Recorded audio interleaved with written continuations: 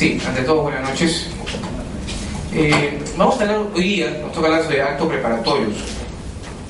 Y parte de hablar sobre actos preparatorios es entender para qué tenemos un régimen de contratación pública. Decimos esto porque con frecuencia percibimos al régimen de contratación pública como una instancia engorrosa, a veces compleja, complicada, larga. Y en parte se debe por el poco cuidado que ha tenido el Estado de ir variando de manera demasiado rápida, de manera demasiado continua, la legislación. En realidad es muy difícil hablar de un régimen totalmente consolidado si cada 2 años y medio estamos cambiándolo. De hecho, mañana va a entrar en vigencia una serie de cambios radicales realmente, que a mi parecer cambian la lógica o la filosofía del régimen de contratación pública creado en el año 97. Pero más allá de eso, y más allá de esta excesiva variabilidad de los temas y poca consolidación de las instituciones que tienen, la pregunta que nos vamos a hacer es, nuevamente, ¿para qué un régimen diferenciado de contratación pública? ¿No sería acaso liberar las contrataciones al derecho común? El tema parte por pensar ya no como Estado, sino en general como comprador. Recordemos nosotros que el Estado peruano, cualquier Estado en realidad, es el principal comprador en cualquier parte del mundo. Tanto aquí, como en un Estado absolutamente capitalista, como en un Estado inclusive socialista, con mayor razón, obviamente. En cualquier país del mundo el Estado es el principal comprador. Es el principal demandador de bienes, servicios y de obras, que son los 3 grandes tipos de contratos. Entonces, imaginémonos a una gran corporación, ya no pensemos en el Estado, imaginémonos a una empresa grande, el Grupo Romero, una transnacional, cualquier otra, y analicemos sus propias normas de compras. Nadie dirá que ellos se rigen por la ley de contrataciones, ellos se rigen por el derecho común, el derecho privado, pero sus propios regímenes de compras son inclusive más engorrosos que la de contratación pública. Es decir, mientras más compleja es la administración, tiene un mayor, o la entidad en todo caso, es también más compleja su forma de comprar, porque la forma de comprar es una forma de organizarse, así de simple. ¿Cómo organizo mi presupuesto? ¿A quién selecciono y a quién no? Obviamente, una empresa privada muy pequeña tendrá una decisión inmediata y directa del dueño respecto a la compra, pero a medida que las organizaciones se van haciendo más complejas, efectivamente esto va cambiando, y el Estado no es una excepción y no puede ser una excepción, porque además en el caso del Estado tenemos de por medio el uso de recursos públicos. Si al privado le va mal, es su problema, quebrará, pero el Estado no puede quebrar. O sea, el Estado debe tener un debido control, y en este caso es para evitar que existan relaciones indebidas o para aminorar el riesgo de que efectivamente los recursos no se utilicen de manera transparente. Digo aminorar porque efectivamente siempre va a haber un nivel de evasión, y esto depende inclusive de la legislación que se establezca. Para entender esto también debemos señalar que la finalidad de la compra pública no se agota en sí misma. Ustedes han visto a gente que piensa o que entiende que el régimen de compras públicas es un fin en sí mismo. Y nos dicen en el artículo 3º, coma 4ª, diagonal 5º de la norma nos dice eso. En realidad la norma es totalmente operativa y la norma tiene una finalidad. Y el régimen de compras públicas no es un fin en sí mismo, sino lo que se busca es satisfacer una necesidad. Tenemos siempre un cliente interno, que es la dependencia usuaria de la entidad, pero también un cliente externo. Cuando una municipalidad va a construir un puente, tiene un cliente interno. El cliente interno será el área de obras, o el área de infraestructura, o como la quieran llamar, de la misma institución, que tiene que hacer un presupuesto que se le ha sido asignado. Pero el cliente externo va a ser la población que va a ser beneficiada con esta obra. Vayamos a un caso más extremo, el papel. Si una entidad compra papel, tenemos un cliente interno, que es el área que va a usar el papel, por ejemplo el área legal, y tenemos un cliente externo que va a ser el que se va a beneficiar o se va a perjudicar de la resolución que emita esta área legal o esta área de administración, según sea el caso. En cualquier cosa, siempre, en cualquier tema, tenemos un cliente externo y externo. En un caso más evidente y en otro caso menos evidente. En estos casos, entonces, existe un proveedor que va a satisfacer a ese cliente interno y a ese cliente externo, Y la selección de este proveedor no queda librada únicamente a la voluntad de la entidad. Evidentemente, si la entidad dice, yo quiero comprar hoy día un ecógrafo, está segmentando parte de su necesidad. Tiene un recurso determinado, puede ser un hospital, por ejemplo, y se compra un ecógrafo. Lo que está haciendo es, ojo, este dinero que yo tenía aquí, lo estoy segmentando en los que venden ecógrafos. Ya hice una primera segmentación, efectivamente. Pero por eso decimos que no puede quedar librada enteramente la voluntad de la entidad. Finalmente, quien es seleccionado debe pasar por una serie de pruebas que se entienden o se promuevan de que sean equitativas para todos los que compran una misma condición determinada. Y otro tema importante que no debe olvidarse es que el régimen de compras públicas no es más que una forma de distribución del ingreso. El Estado peruano, el Estado en general, tiene tres formas de gastar los recursos que recauda. Paga deuda externa o deuda interna. El pago de deuda está bien. Efectivamente, si un Estado es un Estado respetable, debe honrar sus compromisos. Pero ¿cuál es el impacto en la población en general? No tener un impacto directo e inmediato. Indirecto sí, pero no inmediato. ¿Cuál es la segunda forma en la cual el Estado dispone o redistribuye el ingreso público? Mediante el pago de remuneraciones a su personal, a los servidores y funcionarios públicos. ¿Eso es bueno? Sí, evidentemente. ¿Tiene un impacto en la economía? Por supuesto. Pero este impacto queda librado básicamente a la transferencia de recursos vía remuneraciones a todos aquellos que trabajan para el Estado.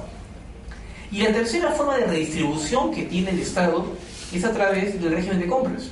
Efectivamente, cuando un Estado determinado decide construir una carretera, cuando decide comprar un equipo de radar, cuando decide construir un puerto, cuando decide contratar servicios de vigilancia o limpieza o tiene normas de auditoría, como es en el Perú, que dice que todos los bienes del Estado deben estar asegurados, está asignando recursos, está decidiendo sobre quién va a recibir parte de esta recaudación que genera el Estado. Por ejemplo, determinar si se va a construir el aeropuerto de Jauja, creo que es, o de Oportuna, o si no se va a construir ese aeropuerto, sino otro, va a decidir finalmente qué zona va a recibir parte de la redistribución del ingreso. Hace algunos meses existía un ecógrafo que yo estaba comprando de salud, salió un amigo de prensa que fue bastante discutido, que iba a ser destinado a una localidad en la cual en realidad hacía menos falta que en otra que tenía mayor problema, que tenía mayor número de asegurados de salud. Y la discusión era que evidentemente los pobladores que iban a ser beneficiados inicialmente por este aparato, un tomógrafo creo que era, no querían que se trasladara al otro lado. Estaban en el fondo peleando la redistribución del ingreso dentro del país. Si además se decide construir, vamos a poner un ejemplo, una carretera que una, por ejemplo, Pucallpa con el Purús, que se está discutiendo en estos días, ¿cuál sería el primer beneficiario de la carretera? Obviamente el contratista. Va a tener una obra, un contrato con el cual podrá perder o ganar, pero tiene una expectativa de ganar. ¿A quién más redundarán los ingresos de este contrato? Seguramente al personal que sea contratado para hacer la obra. El personal que sea contratado para hacer la obra, una parte mínima normalmente será el personal propio del contratista, que te lo trasladará de donde vivan, sea Lima, Trujillo, Piura, donde vengan. Pero el resto será seguramente trabajadores contratados en la zona, porque en toda obra el grueso del personal contratado, sobre todo todos los peones, suelen ser de la zona. Entonces ya tenemos una primera repercusión en la economía de esa área. Tenemos aparte la repercusión de aquellos que proveen, aquel que le venderá el cemento, el fierro, aquel que le alquilará la maquinaria, y la economía va circulando y va creciendo. Tenemos luego también de aquellos que dan servicios, aquellos que le dan servicios de alimentación, los servicios conexos, la diversión, la discoteca del pueblo, y se va dando, va a tener un efecto circulante en todo caso el recurso público. Continúa su efecto redistributivo, finalmente. Por eso es importante tener normas transparentes, porque si mañana tenemos normas poco transparentes, o como hizo lamentablemente la última legislación, que no está cambiando el día de mañana por si acaso, que hizo poco transparente el tema de las compras, perdón, el tema de las apelaciones, trasladó buena parte del peso de la decisión final a la entidad, y además, si alguien se atrevía a apelar, inventó la garantía más cara del mundo, porque la garantía para apelar en todo el mundo va del 1 al 2% en el planeta Tierra. En el Perú siempre estuvo en 1%, y en algunos casos concretos, en los 70s y los 60s, estuvo en 2% para consultoría de obra. No sé por qué. En el Perú se pasó a tener el 3% como garantía para apelar. Aparte no tenía lógica, porque en el Perú siempre fue el 1%, que era el 10% de la utilidad esperada en todo contrato. La utilidad puede ser más o menos, pero siempre se ha pensado que una utilidad estándar, una utilidad sana, es de alrededor del 10%. Entonces siempre se consideró lógico, que era razonable exigir que aquel que quería discutir una buena pro y eventualmente ganarla, a pesar de que el comité especial no le había dado la razón, tenía que arriesgar algo. Porque si no arriesga nada, seguramente todo el mundo va a apelar y nunca contrataríamos. Tenemos 850.000 contratos al año. Imaginémonos que no existe garantía para un recurso de apelación. ¿Cuántas apelaciones podrían haber? Seguramente 850.000. No nos cuesta nada, no nos cuesta nada arriesgar.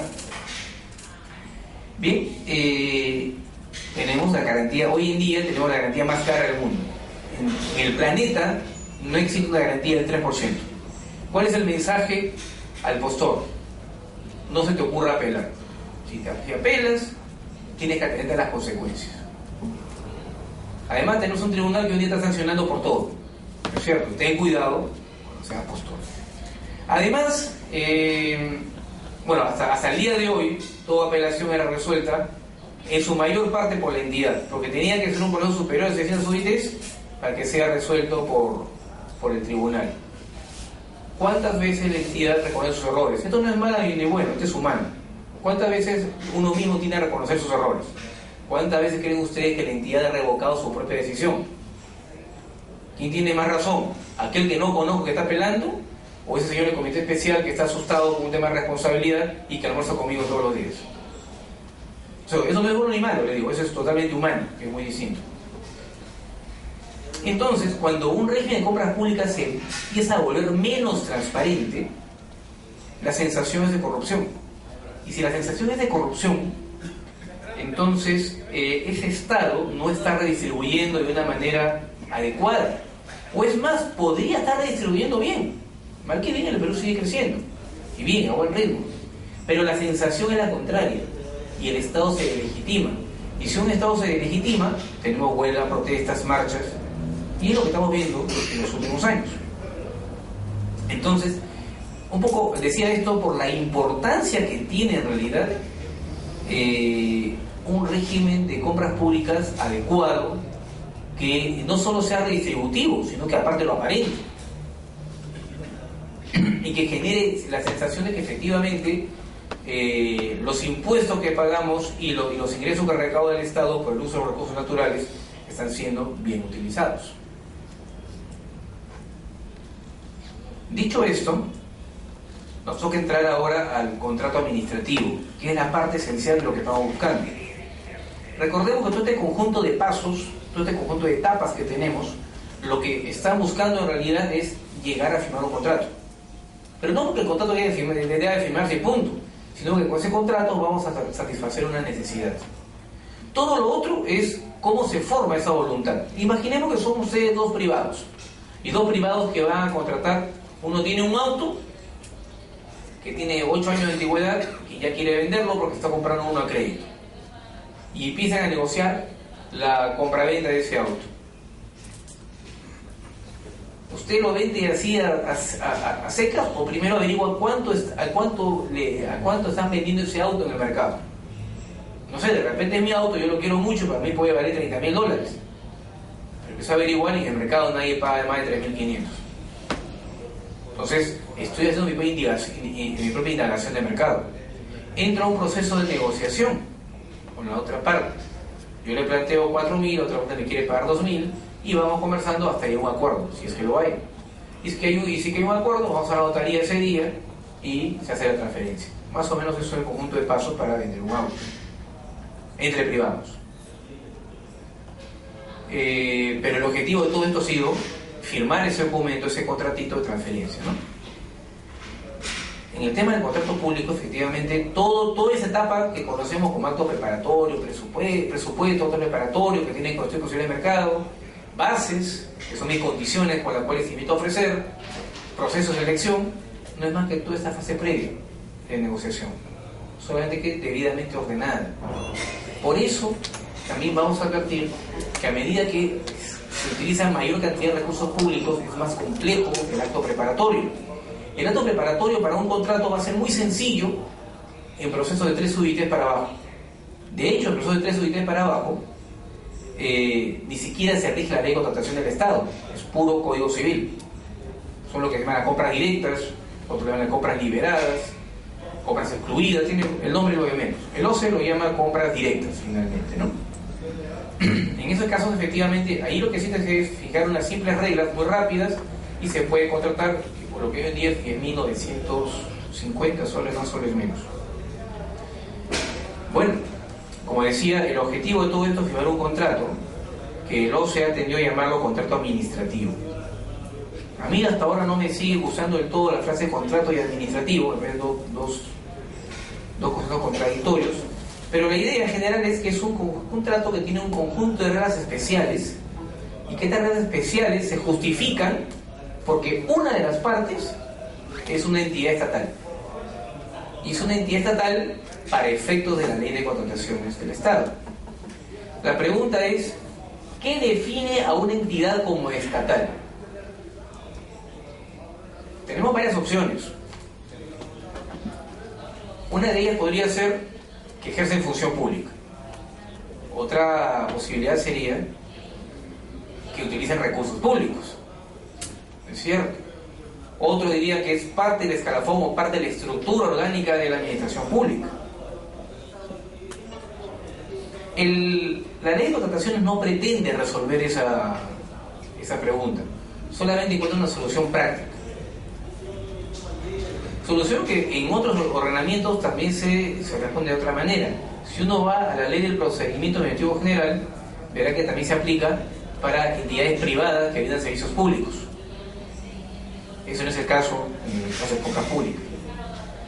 Si vemos la opción que ha tenido el legislador para definir lo que es entidad estatal o entidad pública para efectos de la ley, es el uso de los recursos estatales.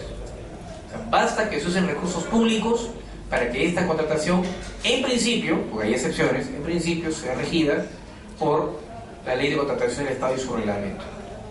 Entonces, vamos a tener entidades que evidentemente ejercen función pública, pero no se le aplica la ley de contrataciones. Caso característico, los colegios profesionales. Los colegios profesionales ejercen función pública, autorizan ejercer una profesión. Pero, efectivamente, a nadie se le va a ocurrir señalar que están regidos por la ley de contrataciones, como ocurre también con universidades privadas. Sin embargo,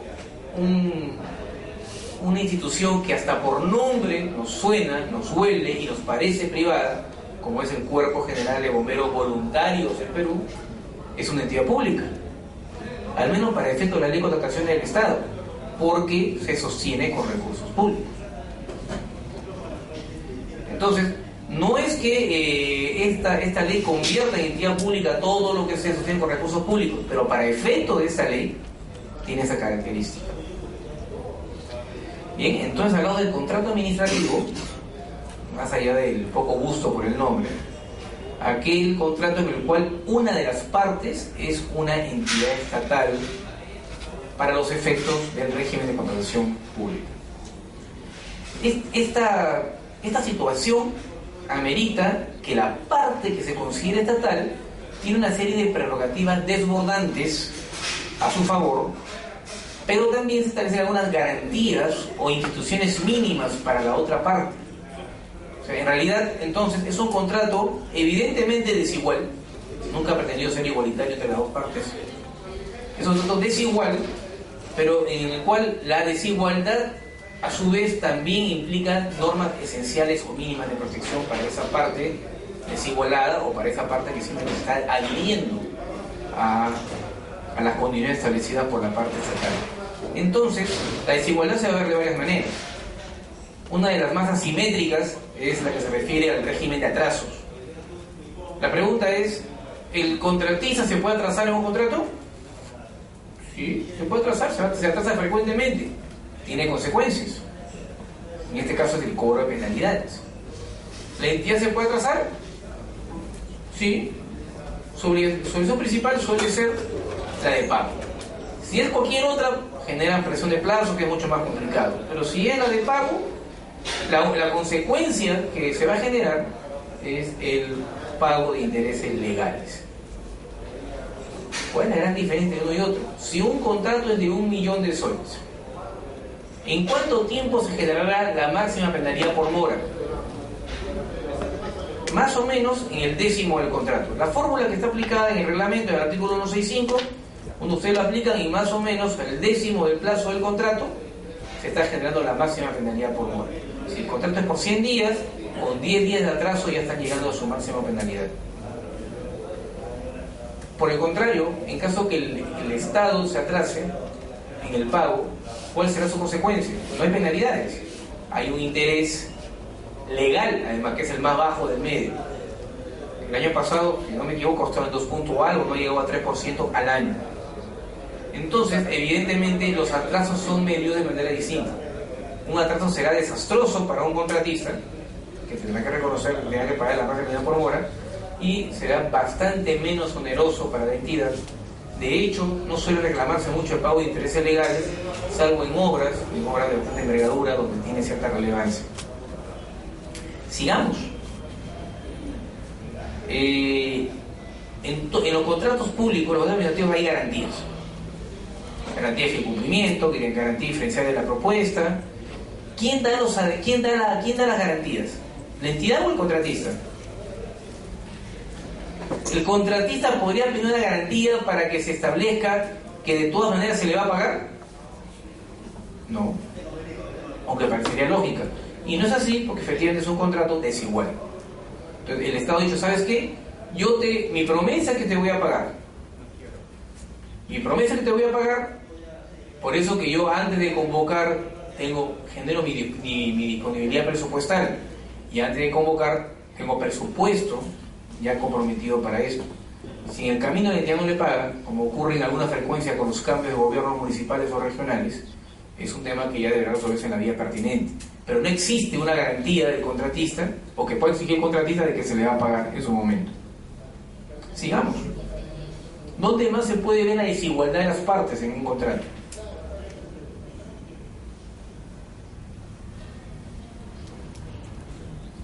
En las obras existe la figura de intervención económica de la obra, pero la intervención la hace solamente la entidad, no la va a hacer el contratista. ¿Quién redacta las bases?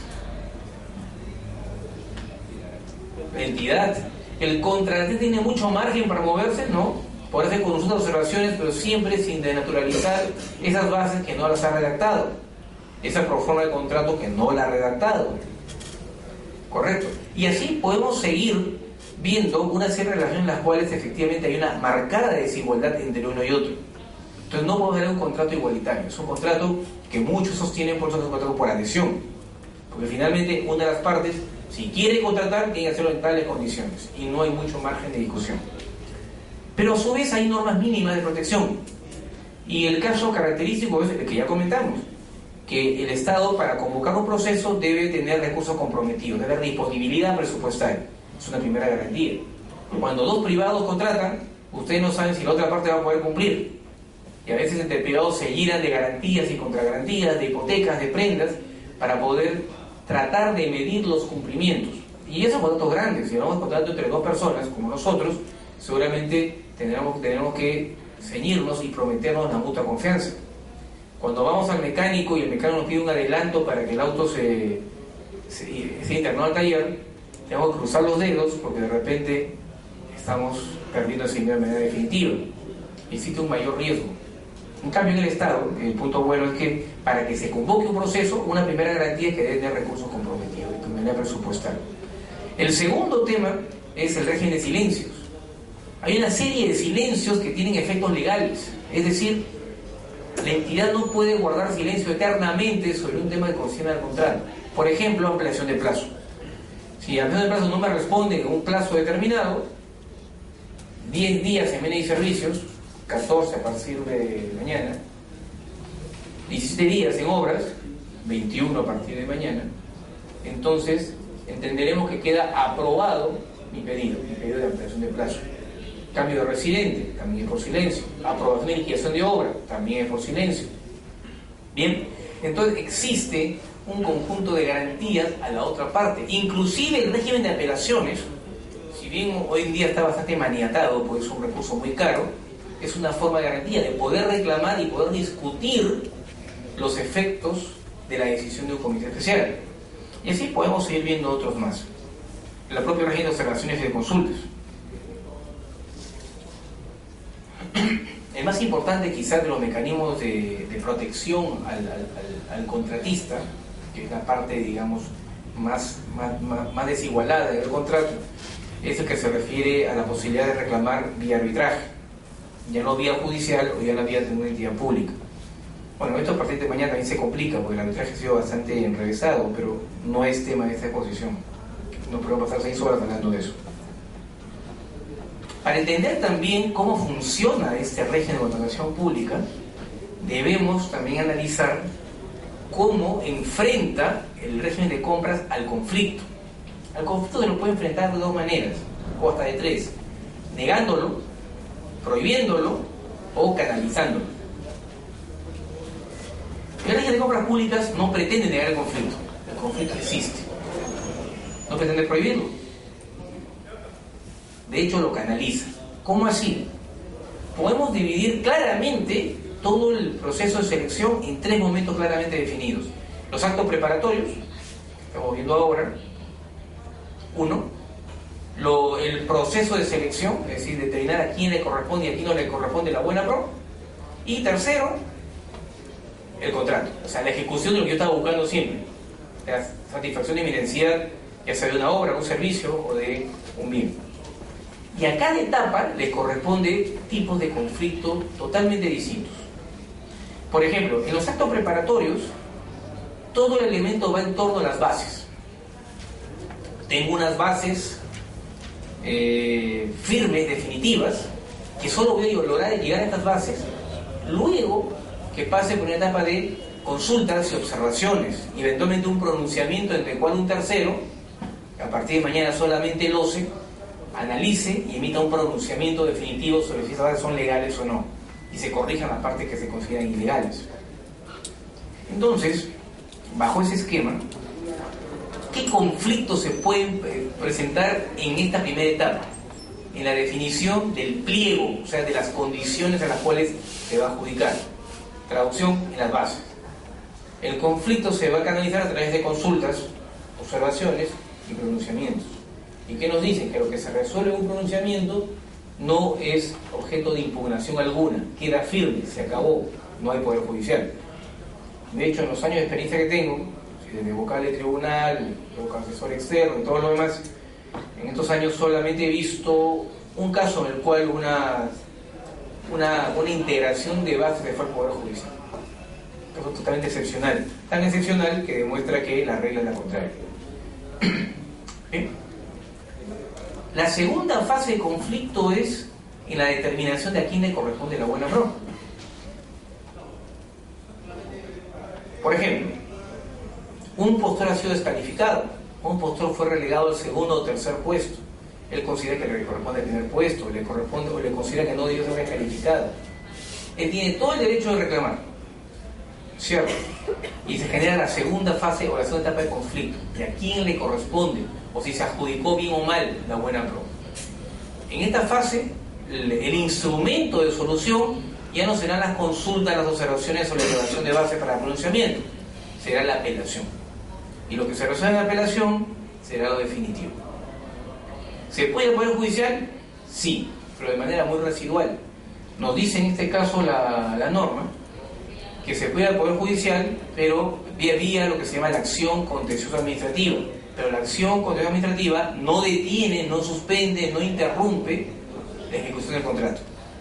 Como un contencioso dura 4 años, en Lima, 2 en provincia, ¿cuánto dura un contrato?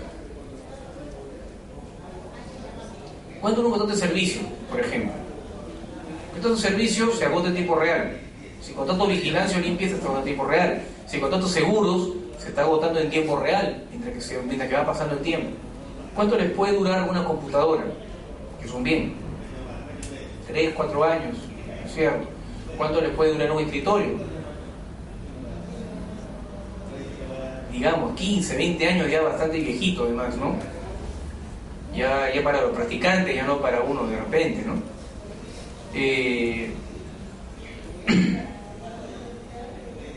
Pero, ¿y cuánto dura el proceso? ¿Y cuánto se entregan esos bienes? Estos contratos son contratos que duran normalmente, si eso de bienes, 3, 4, 6 meses, un año si es suministro.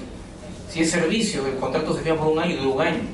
Si es obra, podrá ser de 60 días hasta 2 años, 3 años, no hay obras más largas.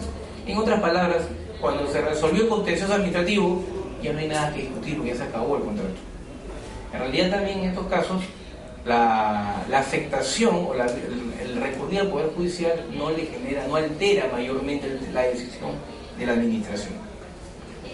Y el tercer foco de conflicto será ya firmado el contrato. En la primera etapa, cuando hablamos de las bases, hay muchos potenciales proveedores, son los participantes. En la segunda etapa ya quedan menos, solamente son los que son postores, los que están legitimados para reclamar. Y en la tercera fase, cuando hablamos de un contrato firmado, ya solo nos queda el contratista, ese que ganó y que firmó contrato, se redujo a uno finalmente. Y con él, cualquier conflicto que se presente se solucionará vía conciliación o arbitraje. El arbitraje también, hasta el día de hoy, era definitivo, no se podía reclamar más. Había una acción muy simple, muy pequeña, que se llama anulación del laudo, en la cual solo se podía discutir temas formales. Por ejemplo, el plazo. Si fuera el plazo, o si había un tema recusable que no había sido escogido por el mismo tribunal. Muy rara vez se declaraba nulo un laudo. Normalmente los laudos, cuando iban a anulación, se ratificaba la decisión de los árbitros. Digo que hasta el día de hoy, porque a partir del día de mañana, entra en vigencia para los nuevos procesos que se convocan a partir del día de mañana, la posibilidad de recurrir a la anulación del laudo por diferencias en la interpretación del orden de prelación de la norma. Un elemento que para todo el mundo podría introducir una discusión sobre el fondo, con lo cual eventualmente, no se sabe, esto se va a ver sobre la marcha, pero eventualmente podría convertirse al trámite de anulación del laudo en una segunda instancia. No lo creo, pero el riesgo existe. ¿Sí?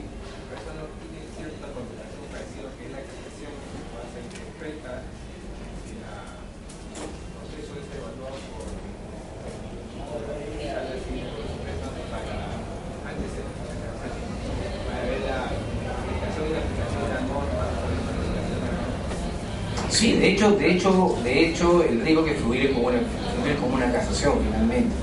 Esto va a depender de la Corte Superior, de las salas comerciales de la Corte Superior finalmente, para los arbitrajes con sede en Lima, y de las Cortes Superiores mixtas o civiles en otras localidades donde no hay jurisdicción comercial.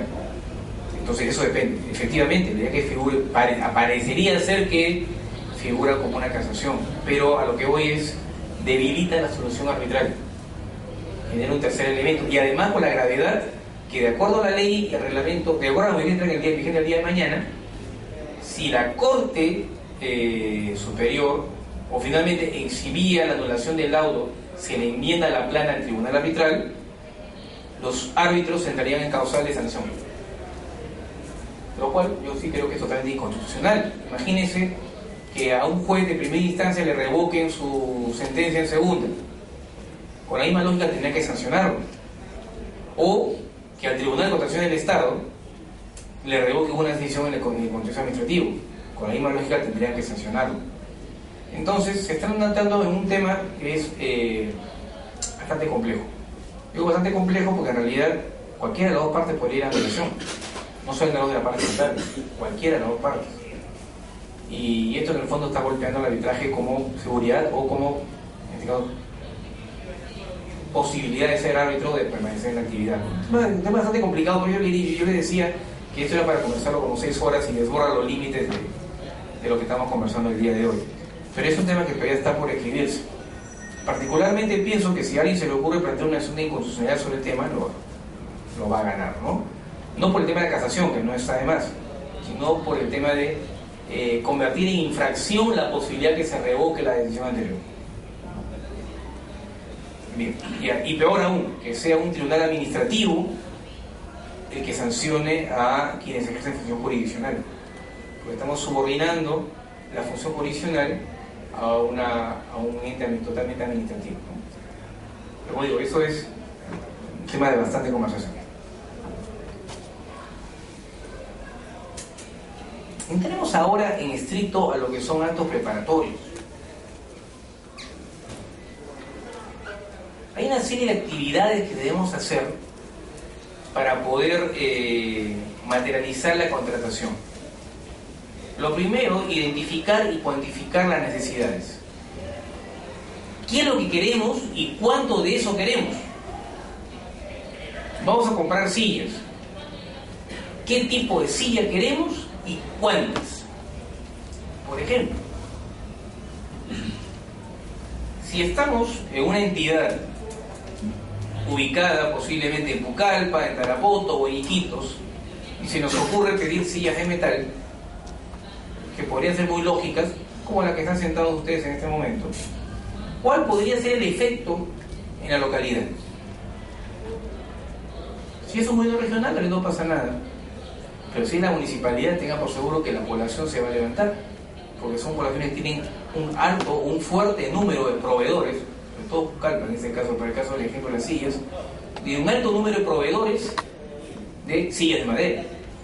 Entonces, cuando uno identifica y cuantifica las necesidades, debe también identificar de qué manera la va a satisfacer, cómo la satisfago de acuerdo a mi propia realidad. Luego debo presupuestar el gasto, programar cuándo voy a requerirla. De repente la voy a requerir en enero, o puede ser a mitad de año, o puede ser al final. Si tengo un evento que va a ser en agosto, es muy posible que yo las compre desde enero o febrero para tener tiempo suficiente. Debo programar, debo identificar en qué momento voy a proceder con el tema. Desarrollar la compra, para eso debo tener unas bases, un expediente de contratación, unas bases, posteriormente en el medio un estudio de posibilidades de mercado. Desarrollar la compra, luego separar el presupuesto que respaldará el gasto, celebrar el contrato, revisar lo que hemos contratado, y finalmente almacenarlo o utilizar el bien, y luego la conformidad, pagar el saldo, pagar el precio. Este cuadro no tiene intención que se lo aprendan, simplemente la idea de este cuadro es entender cómo el sistema de compras públicas está en medio de otros sistemas. Todos son sistemas administrativos, ¿no? Tenemos el sistema de contabilidad, el de tesorería, el endeudamiento, tenemos el SNIP, el famoso SNIP, está golpeado SNIP, el sistema nacional de presupuesto, la ley marco de gestión financiera, el sistema de control, y el SIAP, que es el tema de pago.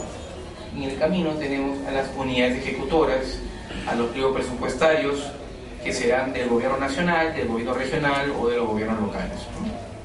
Todo este conjunto de temas, el sistema de contrataciones públicas solo es uno de ellos, que tiene que ver con todos, porque todos están involucrados en la redistribución del ingreso finalmente.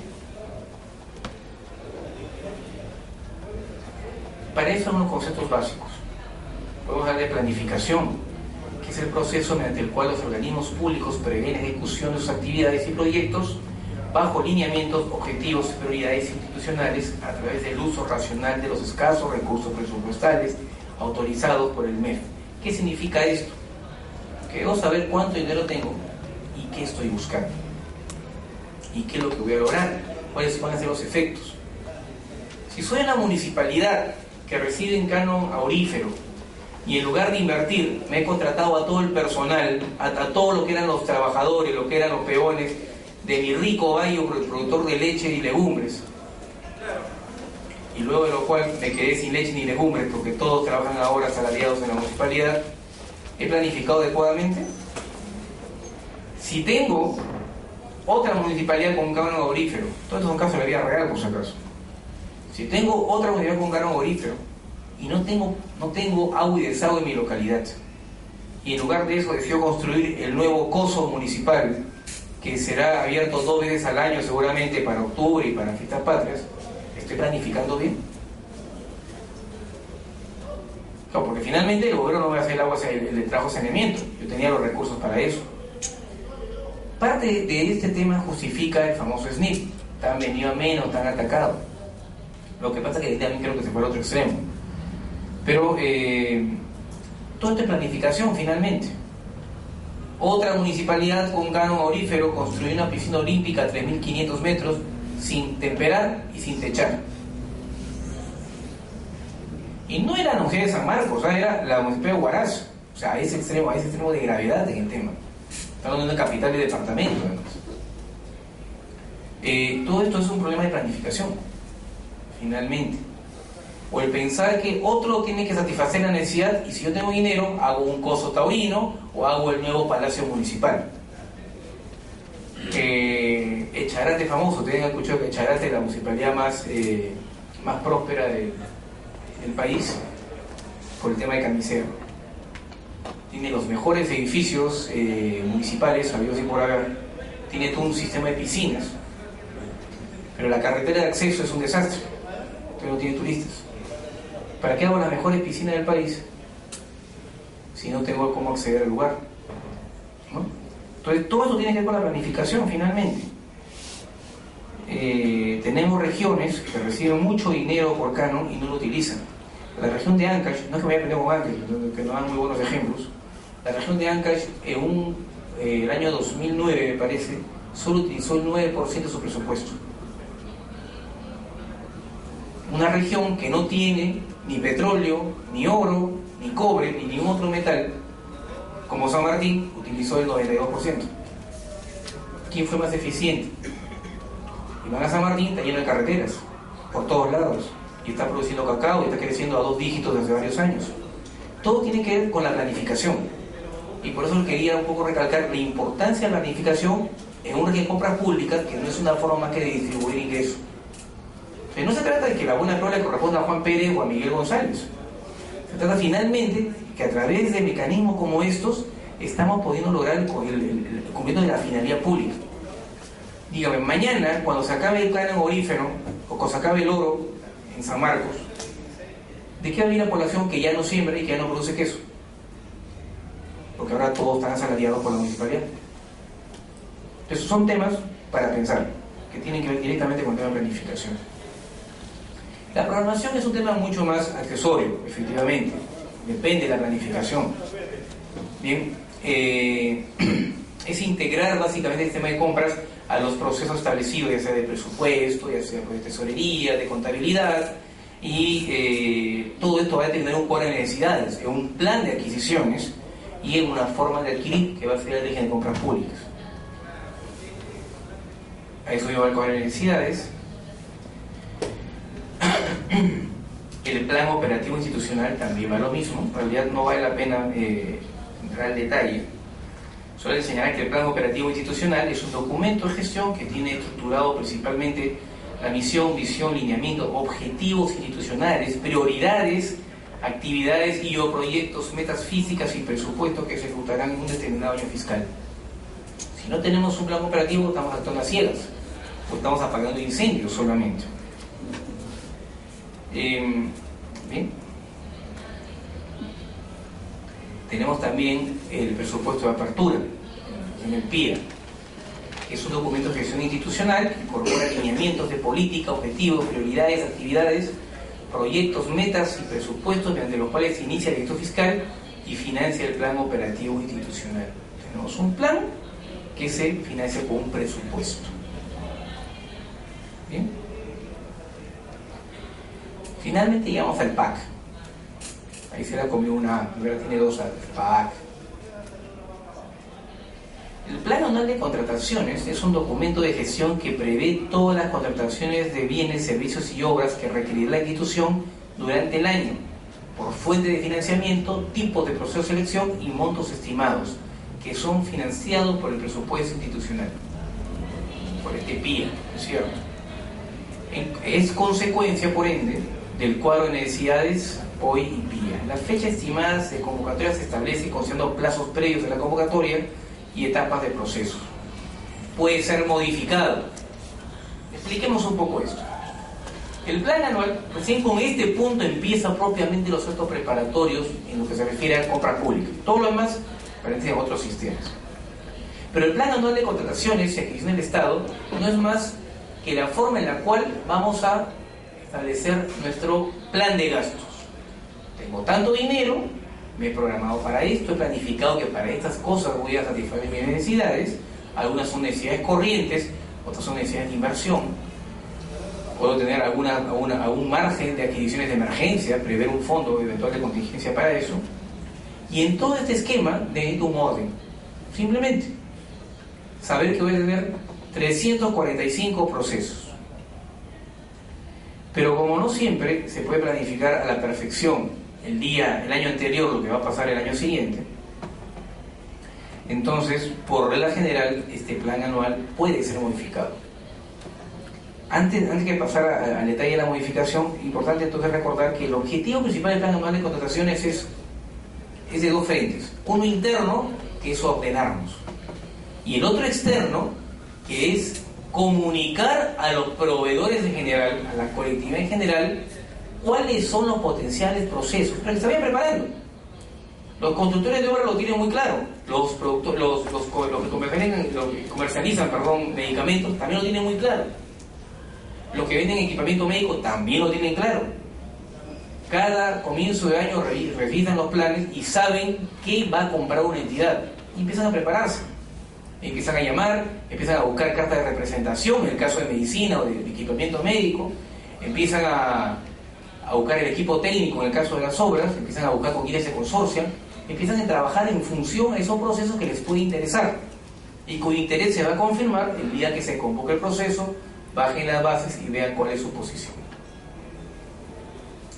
Bien, pero como decíamos, este plan anual puede ser modificado. De hecho, por definición es modificable.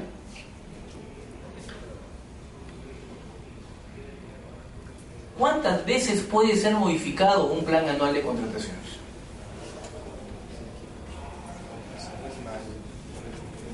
Varias veces, sí. Una entidad, y esto no es broma, modificó en un solo año 242 veces su plan anual. Otra lo modificó 4 veces. A la que lo modificó 4 veces, la auditoría interna la crucificó, porque la había modificado mucho. Y al que modificó 242 veces no le pasó nada.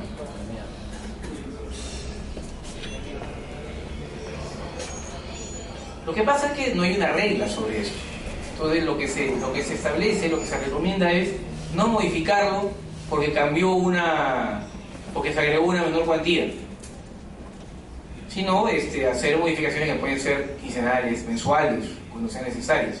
En el caso de los 242 que le comento, no es que haya todo mal en entidad, esa entidad no había todo mal, sino por un exceso de celo.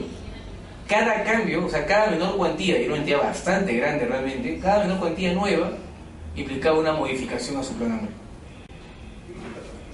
Un solo día modificó 4 veces, por ejemplo, en 4 resoluciones. Total absurdo. Esta otra entidad, la de las 4 veces, la modificaba cada 3 meses. De hecho, yo creo que el auditor estaba equivocado. No tenía nada de excesivo el tema de las modificaciones. ¿Por qué se puede modificar un plan anual? Porque incorpora nuevos procesos, porque estos cambian. Yo tenía un proceso que para mí era una ADP y luego del estudio de posibilidad de mercado que tengo que hacer, me doy cuenta que se ha convertido en una LP, en gestión pública, que evidentemente está cambiando. Necesito entonces informar en el plan anual que está cambiando este proceso. También al revés, en un proceso muy grande se puede tener uno más pequeño, porque de repente no lo podemos convocar como uno grande, sino que son varios procesos y no hay manera de agregarlo ni siquiera por ítems. O al revés, tenía varios procesos pequeños que estoy convirtiendo en un gran proceso por ítems. Los motivos pueden ser varios, pero la idea en general es mantener una información general de cómo está mi diagnóstico, mi radiografía, mi fotografía del proceso. Algunos dicen que lo sano sería modificar una vez al mes. Puede ser, pero como les dije, en esto no hay reglas.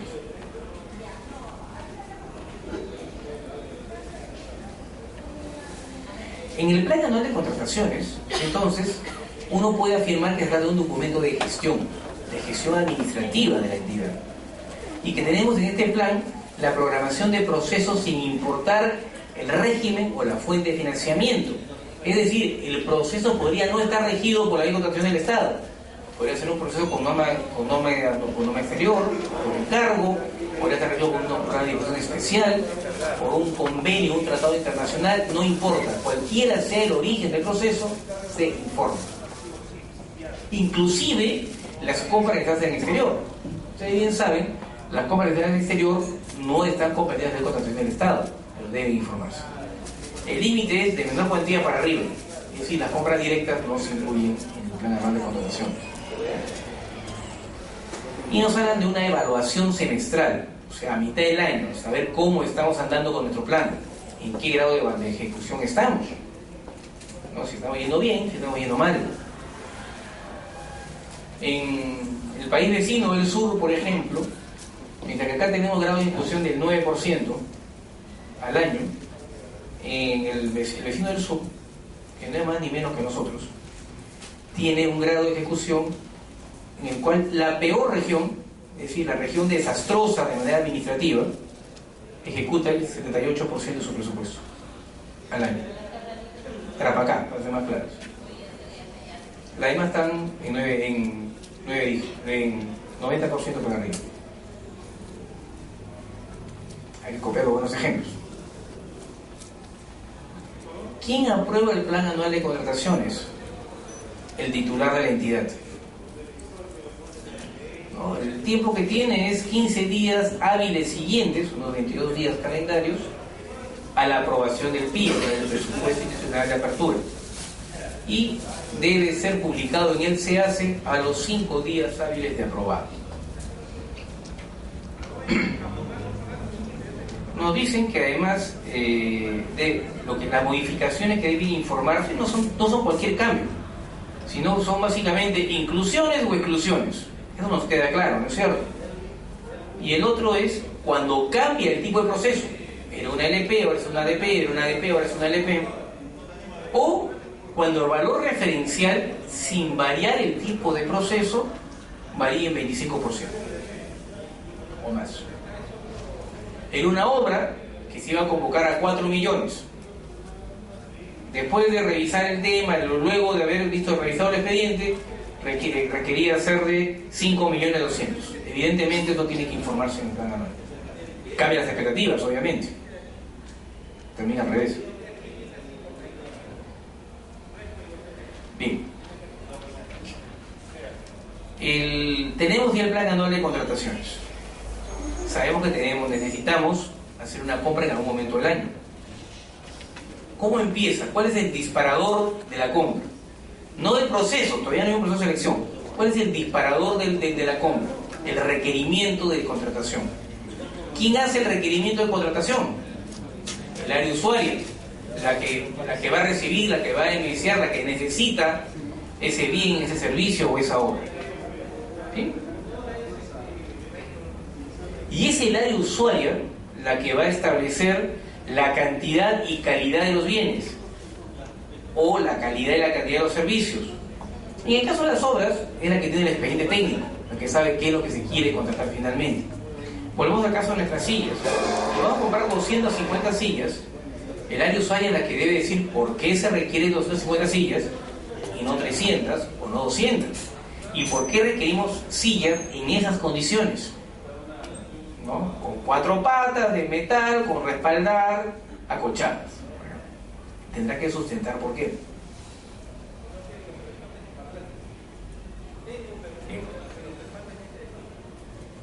Con el requerimiento se abre el expediente de contratación. Tenemos el expediente de contratación. ¿Cuál es la siguiente fase? El requerimiento pasa al área de administración, al área de compras, a logística, depende de cada entidad, al área encargada de las contrataciones del Estado.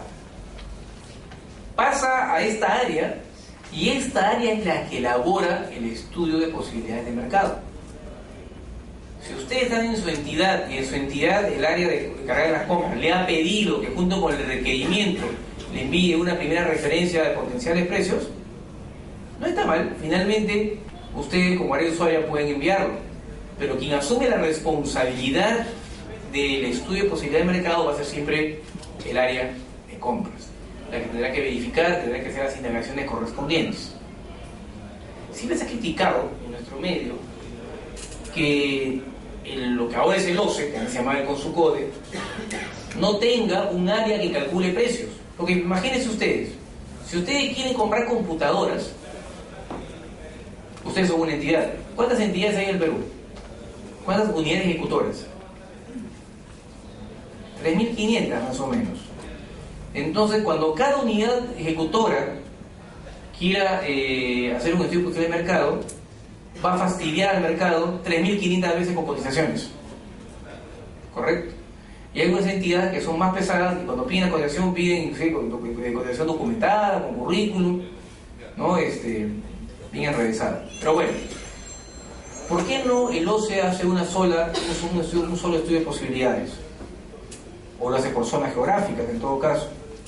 Siempre se ha criticado eso. Tal como es el esquema hoy en día, cada entidad tiene que reproducir este esfuerzo, que solo se evita en los procesos por convenio marco, que no es un tema de exposición.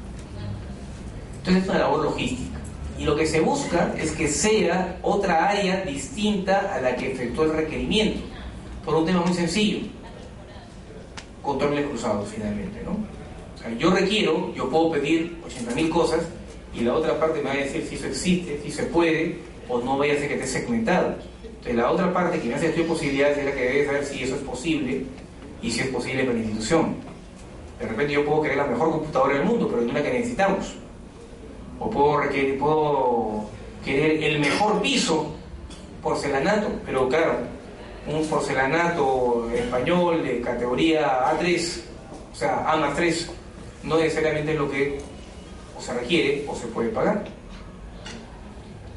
Todo esto es parte del estudio de posibilidades de mercado, donde debe analizarse pluralidad de marcas, debe analizarse posibilidades de precios, y donde finalmente la cotización va a ser una sola de las fuentes, porque la otra fuente va a ser comparativos, precios históricos, cómo se contrató antes, cómo contratan otras entidades de acuerdo al SEACE o cualquier otra fuente que resulte pertinente. En el año 2007, me parece, el Consucode trató de regular los estudios de posibilidades de mercado y publicó una directiva como de 24 páginas que decía a grandes rasgos, y para resumir, puedes utilizar cualquier método que quieras. En otras palabras, no servía para nada la directiva. Tanto así que nunca fue derogada, pero nadie la aplica. Sería totalmente inaplicable. Bien, lo que nos dicen ahora entonces es que debemos utilizar dos fuentes como mínimo en el estudio de posibilidades de mercado. Y estas dos fuentes como mínimo implican que las cotizaciones, sean una o sean 20, siguen siendo una sola fuente. Se requiere de todas maneras una segunda fuente. Si ustedes van a hacer un estudio de posibilidades de mercado, tengan mucho cuidado con lo que hacen. He visto entidades que lo que hacen es toman el precio más bajo. Piden 20 cotizaciones y iba por 1.000.000, la otra por 1.100.000, la otra por 900, y una se va a 100.000. No es broma, es caso de vida real. Pero el valor referencial 100.000. O sea, si yo quiero valorar el proceso y quiero fastidiar la competencia, me mando con una cotización bajísima. Y luego no me presento porque no estoy obligado a presentarme. Finalmente, esto tiene que ser detectado en el estudio de posibilidad de mercado. Si hay un precio que rompe, si hay un precio medio, algunas entidades lo que hacen por el contrario, cuando ven un precio que esté o muy bajo o muy alto, lo descartan, porque entienden que son precios sorprendentes, es decir, que no son precios creíbles, y se van a las cotizaciones que están hacia el promedio, que es mucho mejor, que no es necesariamente el promedio, es el promedio de las creíbles además, ¿no? Otros lo que hacen es tomar el precio histórico, que tiene su lado bueno, tiene su lado malo. Otros sacan un promedio y castigan un poco el precio. Por ejemplo, sacan un ponderado de 100 y le castigan un 5% por eficiencia. A veces alguien puede postular otras condiciones. Métodos hay varios. Hubo un caso famoso hace muchos años en salud, en el cual la entidad estaba comprando unas especie de jeringas, no eran exactamente unas jeringas, eran jeringas especiales, para ser más claros, y pidieron 3 cotizaciones. Y más o menos, les digo, los precios por valor unitario eran $1 según un proveedor, $1.10 según otro, 0.9 según el otro. ¿Cuál sería el valor referencial? Parece que $1 el valor unitario. La entidad convocó a 0.10. Entonces, uno de estos proveedores se quejó ante el entonces Consucode y dijo que aparentemente la entidad se ha equivocado porque ha corrido un cerito. Cuando la entidad se defiende, dice: no, señor, yo en verdad esta vez he hecho mi trabajo. Y en verdad he hecho su trabajo. ¿Qué había pasado? Habían encontrado que un mes antes, en una compra muy pequeña, estos mismos proveedores habían vendido el producto a 0.10. En otras palabras, había habido concertación. Una concertación bastante salvaje, ¿no? En realidad. Todo caso le comento para que quede claro que en bienes y en servicios no siempre es fácil tener el estudio de mercado. Hay que actuar con bastante criterio, con bastante cuidado, y también recordar cómo se ha hecho el año anterior. No olvidemos que el año anterior podemos ser nuevos, pero el año anterior ya hubo un trabajo, hubo una reflexión sobre el tema. Hay que empezar a ver cuáles han sido las soluciones. Utilicemos todas las opciones que tenemos en la mano para seguir complicándoles el asunto. ¿Cómo ustedes le dan valor a un servicio? Ustedes quieren contratar el servicio de una asesoría contable integral que revise los estados financieros de la institución. ¿Cuánto vale ese servicio? ¿30.000 o 300.000? ¿Cómo lo saben? Si fuera obras es muy sencillo. En obras, en realidad, en obras el cálculo puede tener 10 tomos, pero ustedes saben que ese valor referencial que está saliendo para la obra sale de sumar todo el detalle del contenido del expediente técnico. Es más, cualquier ingeniero más o menos familiarizado con el tema, va al tema, ve movimiento de tierra, ve carretilla y puede saber si ese expediente es malo o bueno, tiene buenos o malos precios. Casi al ojo. Pero no ocurre igual con bienes y servicios. En el caso que les digo, el asesor contable, ¿cómo saben si vale 30.000 o 300.000?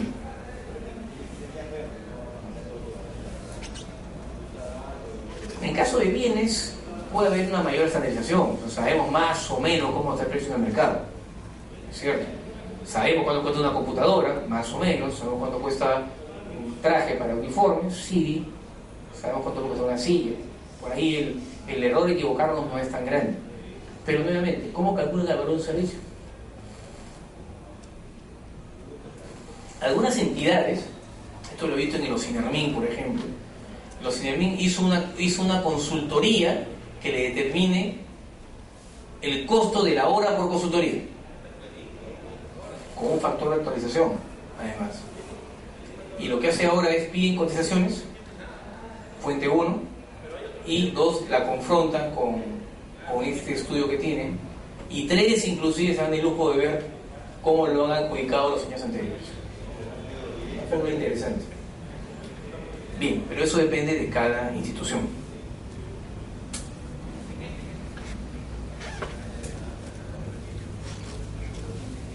El estudio de posibilidad de mercado nos lleva a un valor referencial. Este valor referencial debe tener una antigüedad máxima, si no queda desfasado, lo cual es lógico. Podemos haber calculado el costo de un sistema telefónico para todo el personal de comunicación telefónica. Quizás ese es uno de los temas que cambia en precios y cantidad de condiciones con mayor rapidez. Computadoras, cualquier cosa vinculada a la tecnología, inclusive equipamiento, alimentos, se pueden desfasar o por motivos estacionales o por motivos permanentes. En general, en bienes y servicios, por eso se dice que la antigüedad de valor referencial no debe ser mayor a 3 meses contados a partir de la aprobación del expediente de contratación. A mí me aprueban la contratación el día 20, ¿qué fecha soy? El día de mañana, 20 de septiembre, y debo estar convocando por lo menos hasta el 19 de enero. Si no convoco, perdón, 19 de diciembre. Si Si no convoco así, tengo precios desfasados. Pasaron 3 meses. En obras, en cambio, se desfasa recién a los 6 meses. ¿Por qué esa diferencia? ¿Por qué esa diferencia de desfase entre bienes y servicios y obras por otro lado? Por un tema muy sencillo. Las obras, en el expediente técnico, tienen una fórmula de actualización que le llaman fórmula polinómica. Entonces, en realidad las obras tienen mecanismos propios para actualizarse de tal manera que el desfase es menos dramático. Dicho esto, una pequeña mención. Bueno, vamos a ir a raíz que hablemos ahora del valor referencial. Ustedes percibirán de manera casi evidente que el legislador tiene un preferido. Tiene 3 hijos, bienes, servicios y obras, pero es evidente que las obras son su preferido. Tiene más artículos, tiene más regulación, tiene más detalle. Cuando vamos al reglamento, vamos a ver que un solo capítulo tratan juntos bienes y servicios como si fueran lo mismo, y no son lo mismo, y obras, en cambio, tiene todo un capítulo especial, pues casi un subreglamento dentro del reglamento que regula una serie de temas que se callan, se omiten o se dejan pues a criterio para los demás. Eso tiene que ver con la función de las obras, que vamos a ver por qué. Y donde más se revela esa diferencia en el trato es en los riesgos que toma el legislador. Se decía que el legislador cada 2 años y medio, 3 años, modifica de manera más o menos radical el régimen de compras públicas. Primero era de manera muy sencilla y ahora ha entrado cambios radicales. Entonces, cuando hablamos de eso, uno de los riesgos que tomó el legislador en el año 2009 fue señalar que en bienes y servicios no se puede ofrecer más allá del valor referencial. Antes, para todo tipo de compra, el legislador, el ofertante podía ir hasta el 110.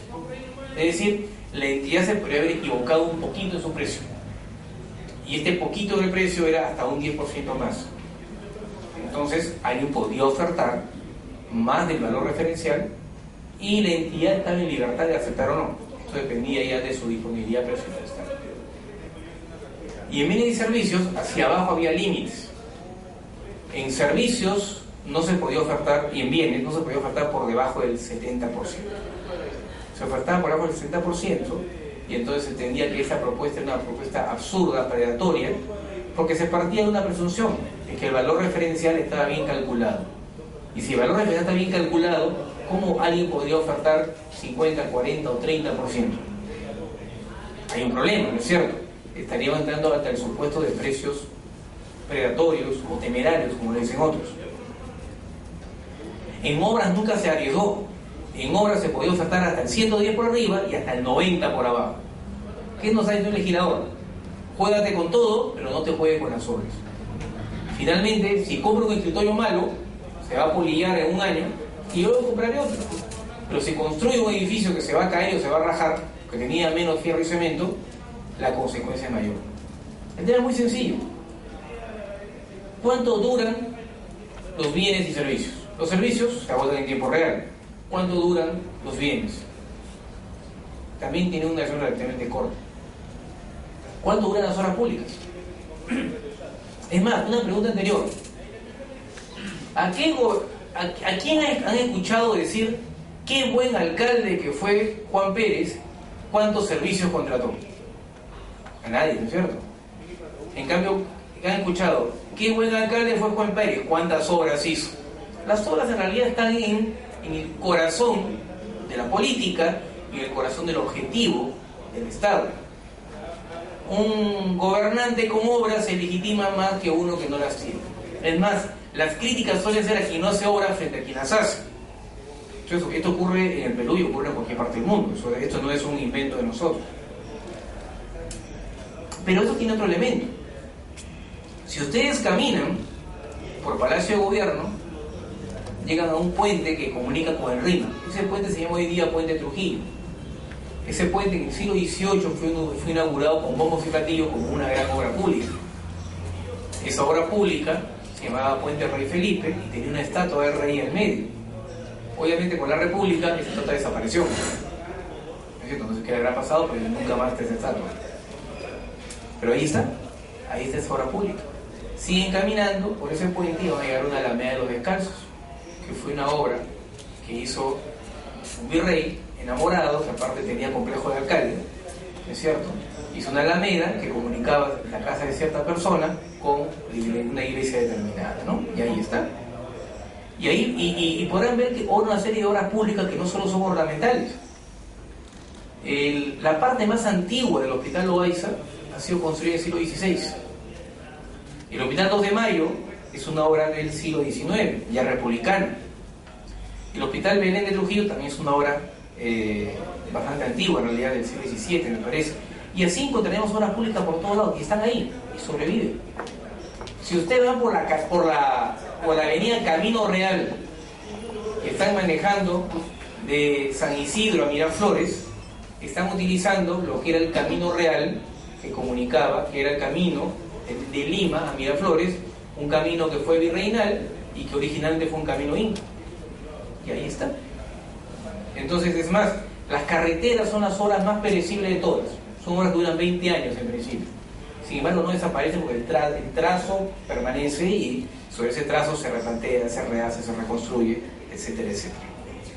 Bien, por eso entendemos ahora por qué el legislador siempre toma menos riesgo con las obras y por qué el legislador tiene tanto cuidado con las obras. Y entendemos también por qué, fíjense ustedes las reglas sobre los límites al valor referencial.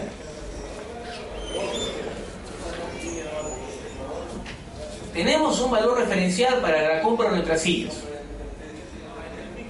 Si son 250 sillas y calculamos que cada silla cuesta 120 soles, ¿cuánto será nuestro valor referencial?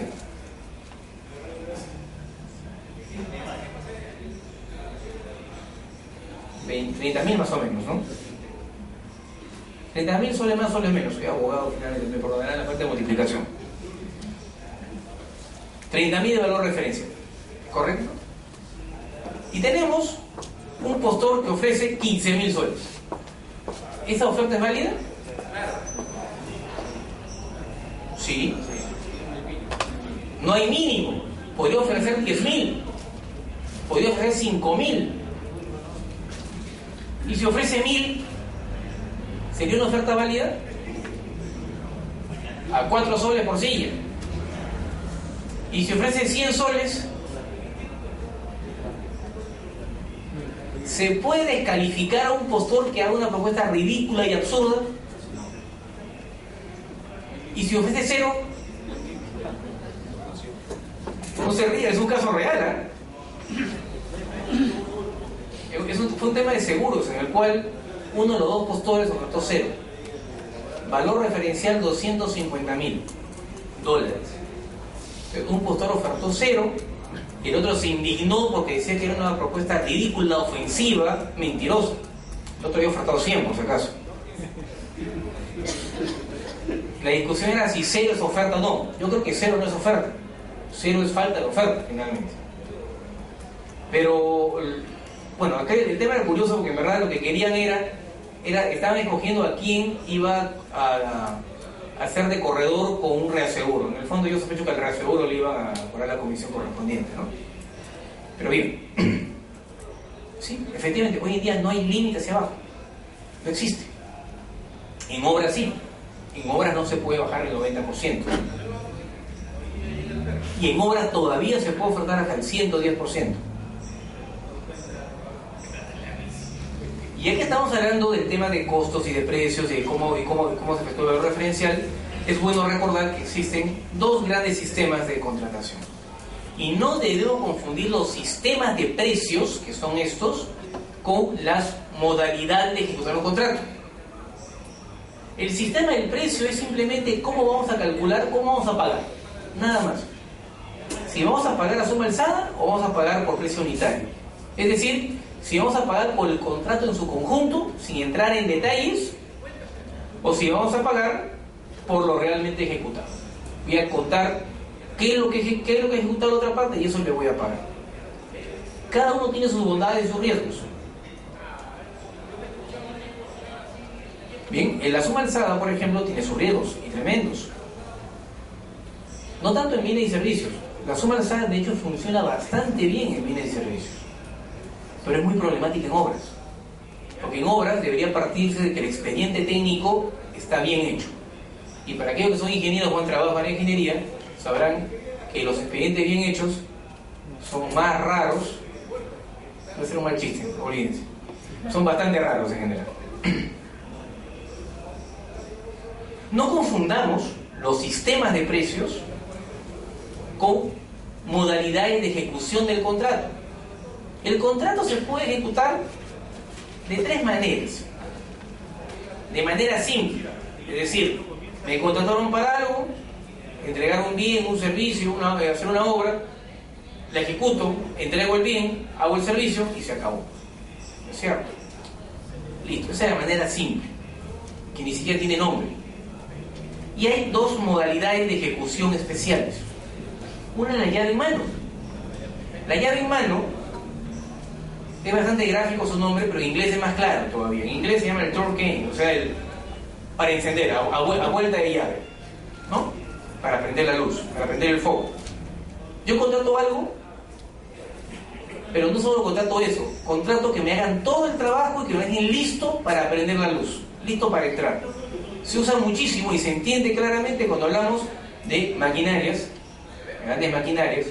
No solo quiero que me traigan la máquina, quiero que me la prueben, quiero que me pongan el software, quiero que me capaciten a la gente y que me digan, ya está listo para operar, hoy día prendemos la luz. Se usa mucho en hospitales. Obviamente, al que construye un hospital, al que quiere un hospital, no le interesa únicamente la obra civil hospital. Le interesa que ese hospital esté equipado, que tenga pues tomógrafos, ecógrafos, pinzas, camillas, que tenga su área de sistema, que tenga todo, aire acondicionado, que tenga las salas plomadas cuando va a ir rayos X, etcétera, etcétera. Si no, no me sirve. ¿Para qué contrato solo la obra civil? Es lo que ha pasado en el hospital del niño. Porque hasta ahora el hospital del niño no puede entrar en operación.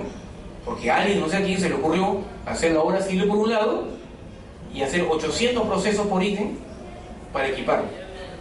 Hasta ahora da pena, es un hospital nuevo que están rompiendo paredes para tratar de adaptar equipos que no tienen que ver, que no han sido, que el constructor no tenía en cuenta ni que se iban a comprar ni siquiera.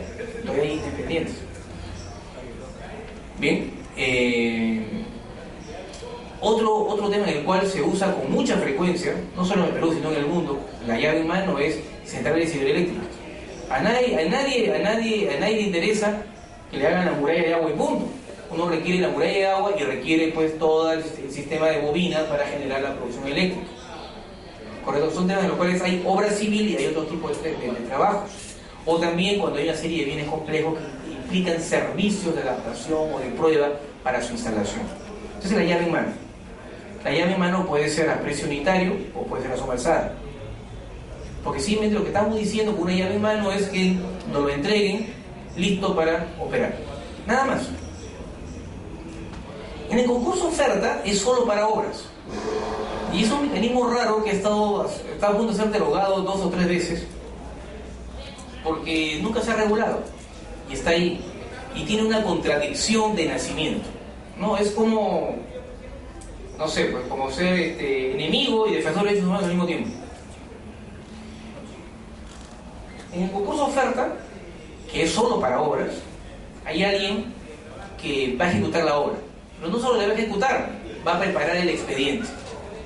Entonces, yo voy a preparar el expediente de lo que voy a ejecutar.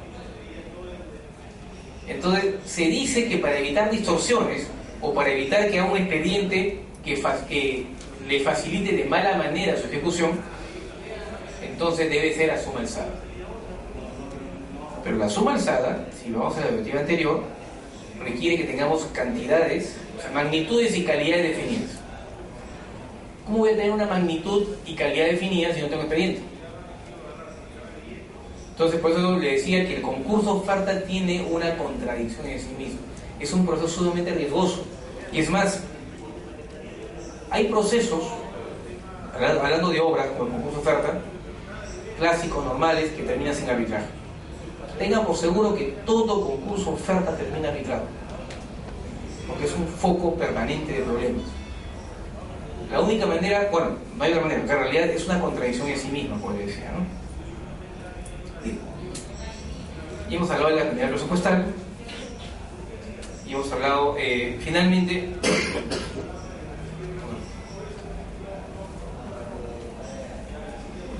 tener el expediente de contratación. El expediente de contratación es el file que vamos a armar por cada compra, por cada convocatoria.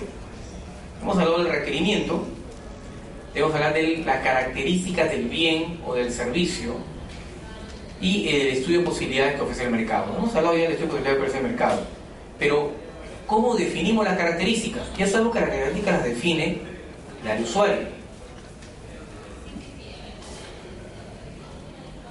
¿Podemos pedir marca? No, no podemos pedir marca.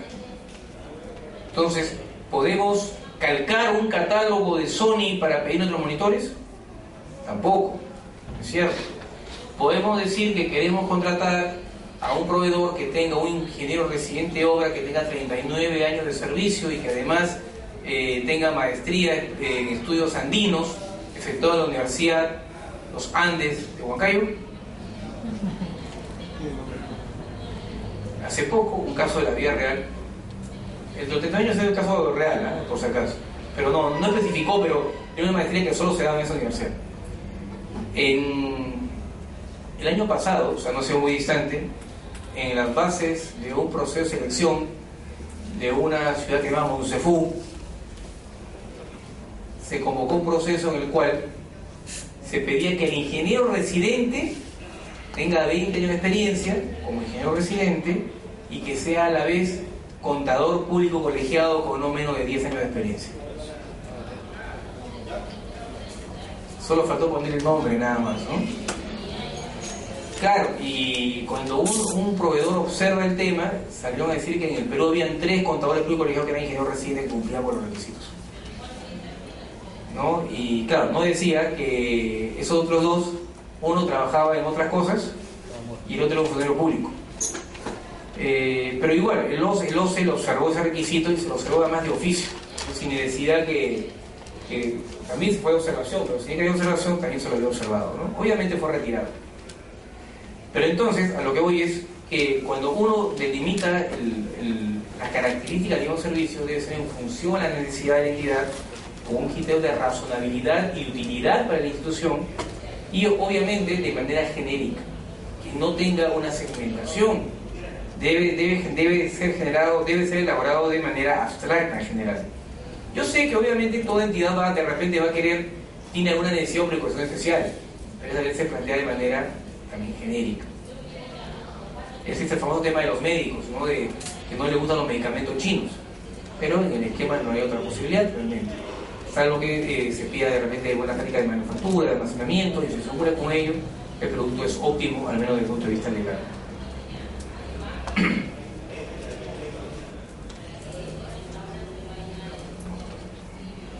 que no repitiendo.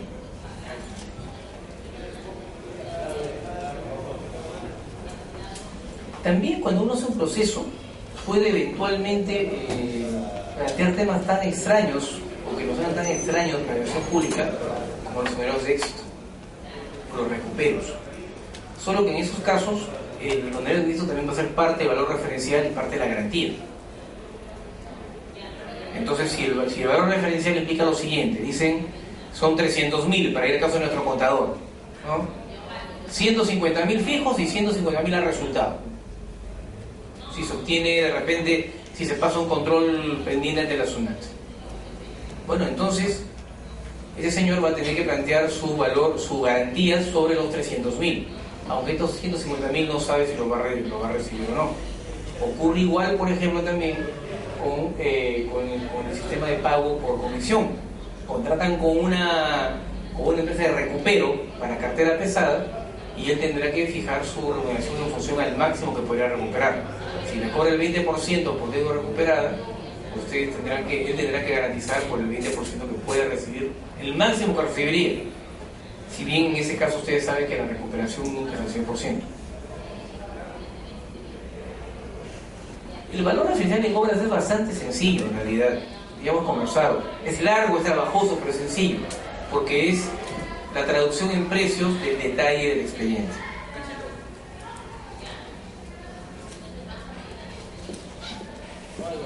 Ya estamos acabando, yo veo que hay sanciones masivas, esperen unos minutos más, paciencia.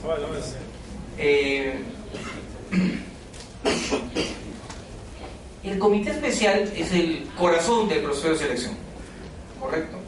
Otros dicen que es la parte más sacrificada, la parte más sufrida, el punto del auditor, en general.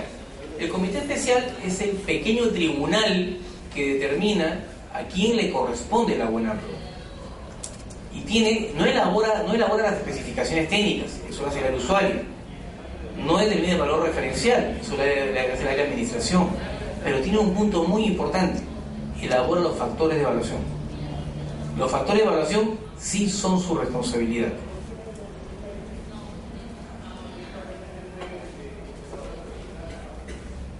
Hoy en día solo puede ser de 3 miembros. Antes podían ser 3 o 5. Bien, son designados, no pueden renunciar a su encargo, mientras que sean un funcionario de la entidad, obviamente. Uno debe ser el área usuaria, uno debe ser el área de compras. Se puede contratar un experto independiente eventualmente. Y otra cosa, cada miembro del comité especial debe tener un suplente. Si no puede estar presente el titular, vacó el titular y el suplente pasa a ser el nuevo titular. Todos sus acuerdos, decisiones deben estar contenidos en actas. Y, muy importante, tiene responsabilidad solidaria. ¿Bien? ¿Quién no puede ser miembro del comité especial? No tiene mucha lógica, además. ¿Quién no puede ser miembro? Para empezar, el titular de la entidad. ¿Por qué? Porque el titular de la entidad decide sobre el nuevo proceso. Hasta el día de hoy decidía sobre apelaciones. Y mañana todavía seguirá decidiendo sobre apelaciones de menor cuantía y ADS. Entonces, es un funcionario que podría eventualmente resolver algún problema o podría enmendar en la plana del comité especial, y evidentemente no puede ser miembro del comité especial al cual le enmendaría. Tampoco pueden ser miembros del comité especial los funcionarios de control y fiscalización. Obviamente no puede ser juez y parte, no hay ni que explicarlo. Tampoco quienes son los delegados o a los que les ha encargado aprobar bases, expedientes, designar comités. Yo no puedo designar comité y ser a la vez parte del comité, y resolver apelaciones. Finalmente, tampoco pueden ser miembros los sancionados con suspensión o cese temporal en los servicios. Pero no se emocionen. Por ahí me dijo alguien, qué bien, porque yo tenía una sanción por falta. No es por faltas o por tardanzas, tiene que ser por inconducta funcional.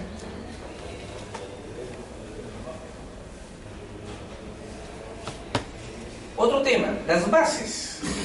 Hemos estado hablando de ellas reiterativamente. ¿Cómo se aprueban las bases? Las bases se aprueban por escrito.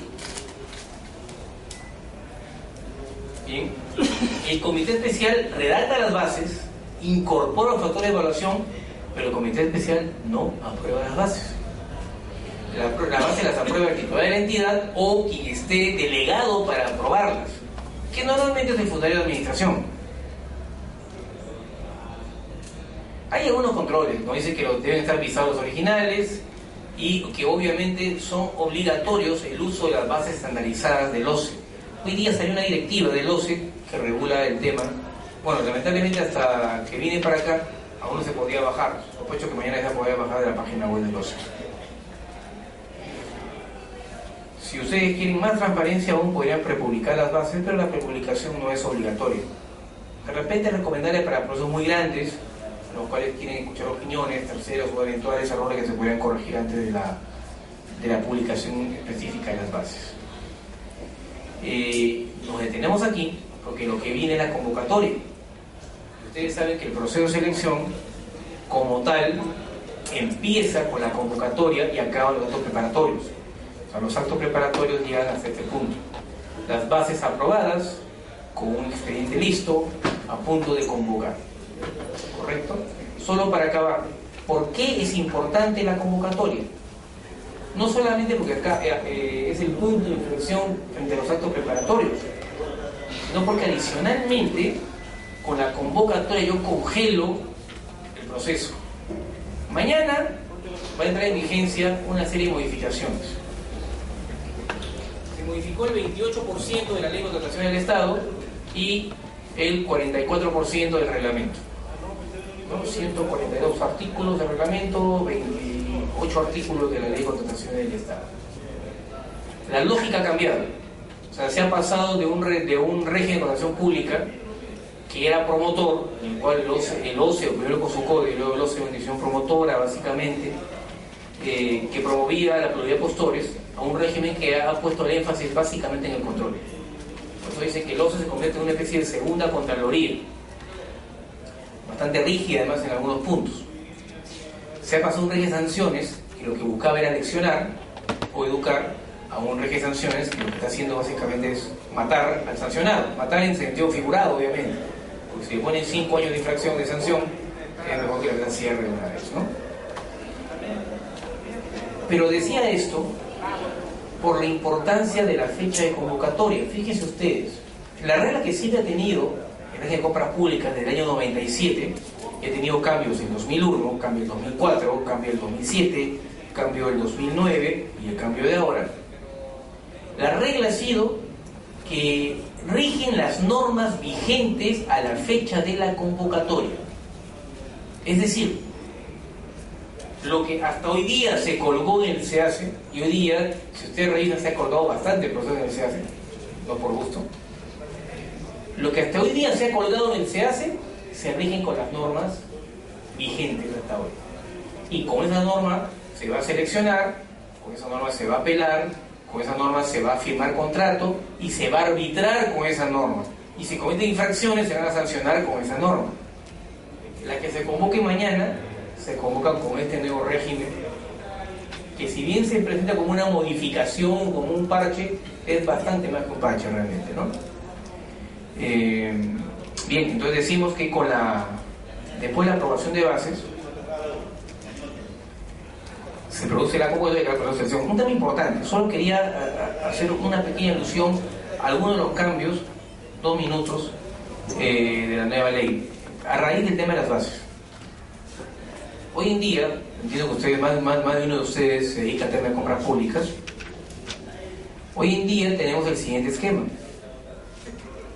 Un postor quiere una persona X quiere ser postor. Ha revisado su PAC, quiere entrar a un proceso de selección, y en el proceso de selección ve la convocatoria y tiene que registrarse. Lo que hasta el año 2004 era la compra de bases. Iba una persona X y compraba sus bases. Como se eliminó la compra de bases como etapa, se lo cambió por una figura que se llamaba el registro del participante. Y el participante iba y se registraba como tal. Y para fidelizar a este registrado se decía que debía pagar un monto similar al que hubiera costado la reproducción de bases. De hecho, las entidades empezaron a entregarle con cada registro una copia de las bases.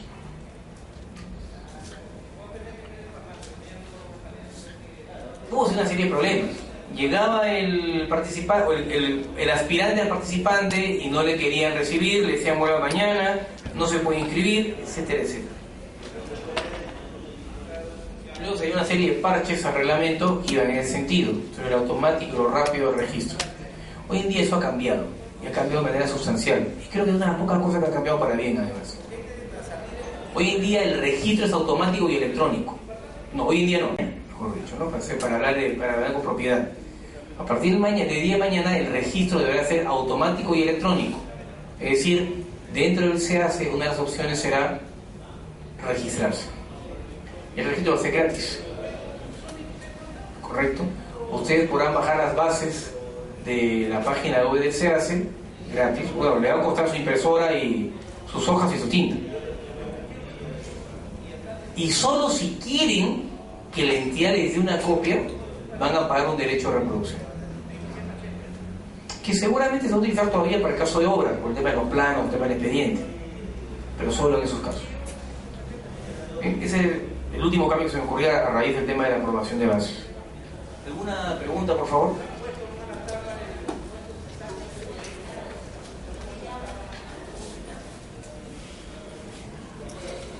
¿Todo claro o es muy tarde? ¿Cómo es su...?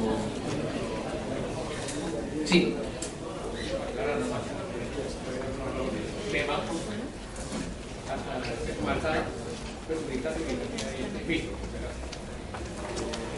Claro, el mixto es el proceso que tiene en parte suma alzada y en parte precio unitario. Pero no se refiere al proceso por ítems, porque cada ítem puede ser a suma alzada o precio unitario. Se refiere a aquel que en un mismo ítem, en un mismo paquete, tiene una parte que es de precio unitario y una parte que es de suma alzada. Es típico en obras. Podemos decir, por ejemplo, concurso oferta, que la parte del expediente va a ser la suma alzada. Bueno, mal ejemplo, llave en mano. Que la parte del expediente va a ser a suma alzada y la ejecución va a ser a precio unitario, por ejemplo, ¿no? Pero es un mismo proceso que puede dos o más componentes. Así es. Bien. ¿Alguna otra pregunta más? ¿Todo correcto? ¿Seguros? Bien, muchas gracias entonces.